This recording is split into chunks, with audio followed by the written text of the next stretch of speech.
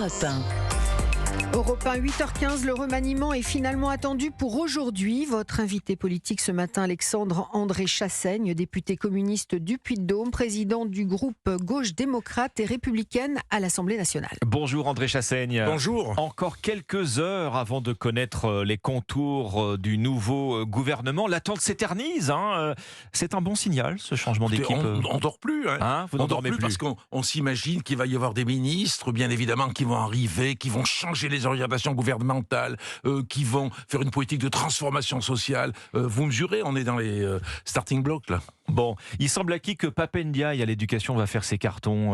Ça serait un bon choix que de lui préférer par exemple Gabriel Attal, actuel ministre délégué au compte public, pour l'ancien professeur et principal que vous êtes, André Chassaigne. Ça pose un autre problème. Ça pose le problème des ministres qui viennent de ce que l'on appelle la société civile et qui, j'en suis persuadé, c'est le cas du ministre de l'Éducation nationale, c'est le cas du ministre de la Santé, d'autres qui viennent avec de la bonne volonté, qui s'imaginent qu'ils vont faire des choses. Je ne remets pas en cause du tout leur personnalité.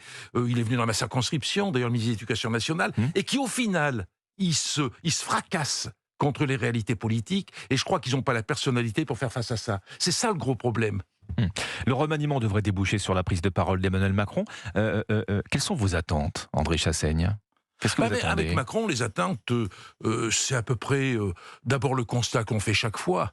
J'utilise souvent une expression qui est auvergnate. Vous savez, vous êtes député du Puy-de-Dôme. Voilà, il a la queue du renard qui lui sort de la gueule et il dit qu'il ne l'a pas croqué. Donc pour lui, traduction. Traduction, ça veut dire que même s'il y a des erreurs de fait, même s'il y a des résultats qui sont pas bons, évidemment c'est le paradis. Tout va très bien, Madame la Marquise. Or, il avait parlé des 100 jours. On voit bien que ces 100 jours, ça n'a pas donné le résultat attendu. Certes, il y a eu la question des émeutes, qui n'a pas aidé pour améliorer la situation. Mais ce qu'il faut, c'est un changement complet de politique. Il ne le fera pas. Retour à l'autorité ?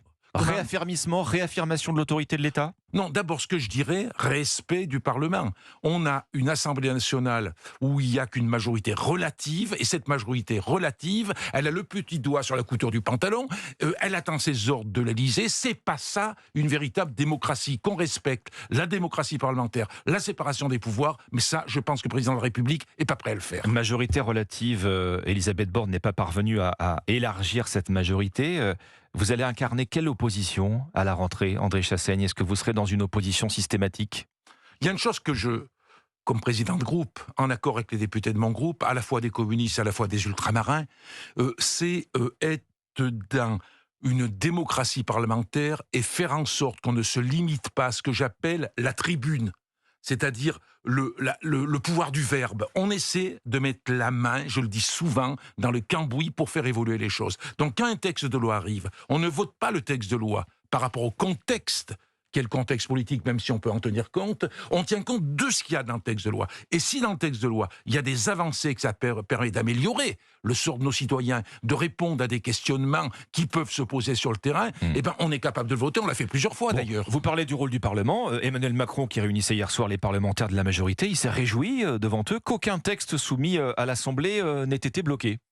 C'est d'ailleurs le signe qu'il y a parmi les députés, et notamment, je crois que c'est la culture politique de mon groupe parlementaire, parmi d'autres, mais la culture politique de mon groupe parlementaire, c'est faire en sorte que si un texte va dans le bon sens, on va le voter, et s'il va dans le mauvais sens, on essaiera de l'amender, sans pour autant le voter, par exemple, au final. C'est une façon de fonctionner que l'on a, et moi j'y tiens énormément. Bon, vous êtes dans l'opposition, André Chassaigne, au sein de la NUPES. Vos collègues insoumis préparent un plan de bataille contre le Rassemblement national. Ils vont monter à la rentrée un groupe de travail pour scruter tout ce que font et disent les députés RN.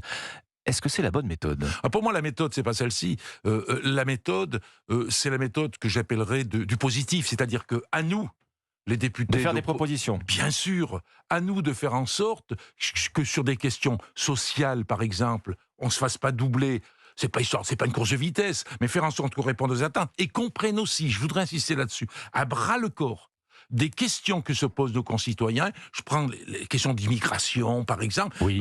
On ne va pas se mettre un sac sur la tête. Et quand le texte de loi va arriver, s'il arrive, il faudra qu'on soit capable de faire des propositions intelligentes. Quelles seront-elles ? Par exemple, sur l'immigration. Je vais donner un exemple précis. On avance l'idée que des travailleurs sans papier puissent être régularisés. Or, il semblerait que le gouvernement serait d'accord pour faire une régularisation qui correspondrait au contrat de travail. Sur les métiers en tension.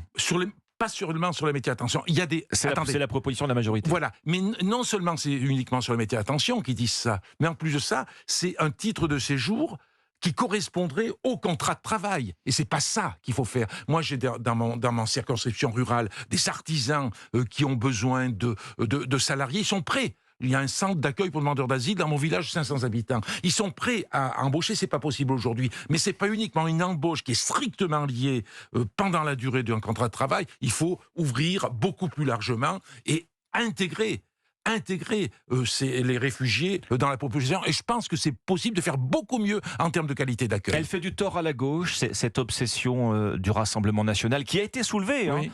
Au Festival des idées dans la Nièvre très récemment par des sympathisants de gauche qui se désolent justement que ce soit devenu l'obsession de la gauche, le Rassemblement national. Oui, c'est pour cette raison que je dis c'est parce qu'on proposera nous qu'on sera capable de faire en sorte que des citoyens qui s'abstiennent aujourd'hui puissent voter, ou des gens qui votent aujourd'hui Front National, Rassemblement National, il y a des anciens communistes par exemple qui vont voter, des ouvriers qui vont voter le Rassemblement National, il ne faut pas nier ça. Eh ben, à nous de faire la démonstration qu'on est capable de les faire revenir vers des propositions beaucoup plus progressistes et non pas de s'enfermer dans la xénophobie, dans le racisme qui alimente notre société par le biais du Rassemblement National. Fabien Roussel fait distribuer une lettre aux Français cet été, enfin le Parti communiste, 2 millions d'exemplaires, ce qui n'est pas rien pour le PC. André Chassaigne, vous appelez un nouveau front populaire, sans jamais citer d'ailleurs la NUPES.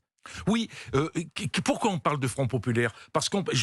C'est parce qu'on pense que la NUPES seule en tant que telle va réduire les choses, c'est restrictif. Nous, on pense qu'il y a des forces de gauche, il y a des citoyens, il y a des associations qui peuvent se retrouver autour d'un programme progressiste, parce que si un jour on veut être au gouvernement, encore faut-il qu'on soit capable d'élargir. Vous ne voulez plus travailler avec les Insoumis ? Si, on veut bien travailler avec eux, mais on veut pas être sous leur leadership. Non, c'est même pas ça. Je veux dire, on veut pas se laisser entraîner dans un courant qui serait un courant, ce que j'appelle, je le disais au début de l'émission, un courant tribunicien qui consiste à ce grand discours. Nous, ce que l'on veut, c'est faire la démonstration qu'on peut mettre en œuvre une autre politique. Dans l'appel de Fabien Roussel, unissons-nous dans nos quartiers pour faire reculer les trafics.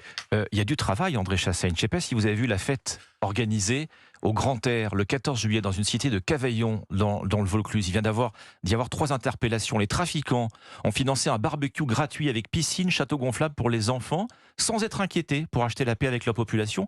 On a vu la vidéo tournée sur les réseaux sociaux pour faire la pub du point de deal. Moi qui suis un ancien principal de collège, ça me ronge ça. Je me dis comment on a pu en venir là. Et je dirais qu'il y a une forme de responsabilité collective que l'on peut porter. Comment se fait-il que des jeunes de 12, 13, 14 ans commettent les actes, par exemple, qu'ils ont commis? Comment se fait-il que dans des quartiers, il y ait une domination de certains trafiquants? C'est un travail énorme. Je suis incapable aujourd'hui d'avoir une baguette magique, de dire on a des solutions miracles, mais je pense qu'il faut qu'on se mette au travail tous ensemble, parce que ça ne peut pas rester comme ça. Ce n'est pas possible que notre société puisse produire ce qui s'est produit. Merci André Chassaigne, député communiste, président du groupe communiste gauche démocrate et républicaine à l'Assemblée. Merci. Merci.